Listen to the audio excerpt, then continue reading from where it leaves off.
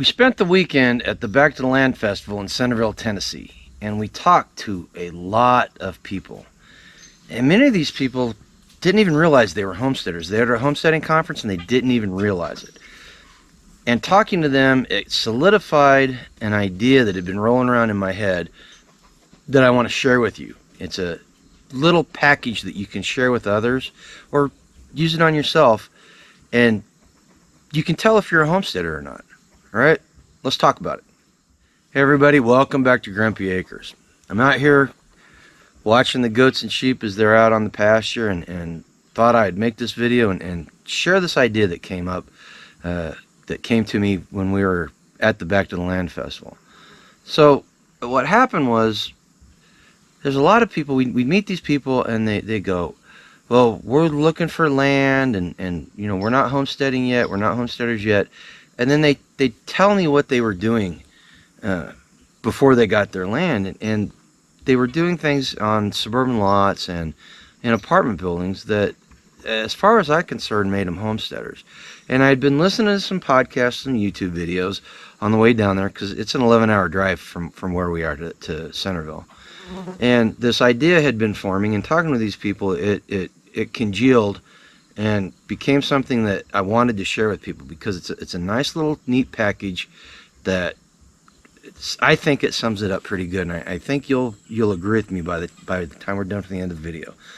Before we go on though, I'd like you to consider subscribing to the channel if you're not already a subscriber. We talk about content like this and other things, prepping, homesteading, and we'd really like you to join our virtual community. Okay, so what are these things that make one a homesteader? Well, first let's talk about what homesteading is traditionally.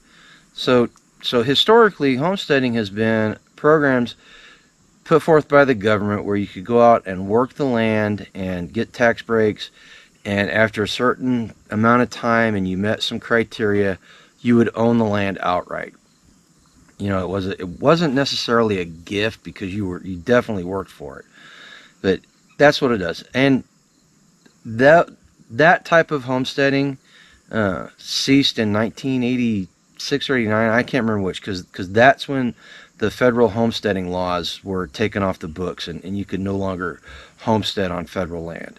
Now, there are places in the United States where you can get land by moving in onto it and working it and living there, but most of those places are townships or localities across the United States. And I might do a video on that, because when I was researching this idea, a lot of these places are in Kansas, of all places, and they're very rural communities, and they're trying to get people to move into them, and it's a very interesting subject, at least to me. Okay, so then the definition of a homesteader, the one I found to be most common, is someone that's living on a piece of land, living a frugal lifestyle, and trying to become self-sufficient, trying to live a very self-sufficient lifestyle. And the key factor there that ties it all together is building resiliency. All right, so let's keep resiliency in the back of our minds when we talk about this. Okay, so what are the three pillars of modern homesteading? So the first pillar is searching for food security, taking control of your food sources. All right, now if you're in an apartment or on a suburban lot or on a 500 acre farm, if you're doing anything with intent to secure your food supply, then you're fulfilling that first pillar. You've built that first pillar.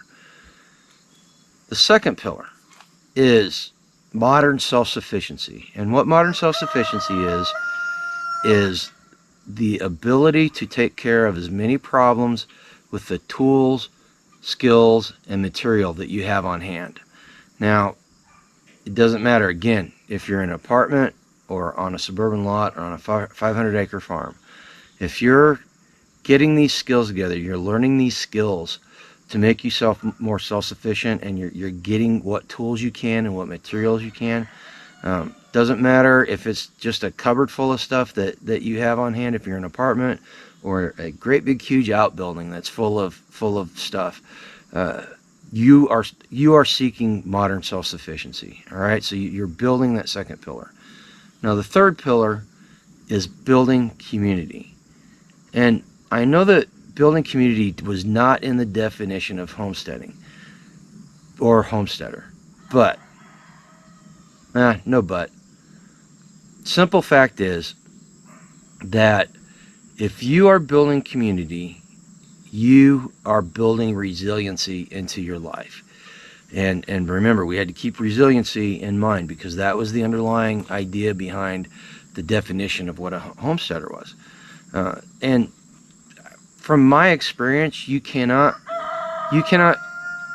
truly build the first two pillars unless you're building the third pillar at the same time, because the resiliency that having a community gives you allows you to conquer that search for food security and that modern self-sufficiency, and the people around you, they may not be a drill or a saw or something, but they are a tool that you can use to build your modern self-sufficiency, and they are assets that you can use to secure your food. All right.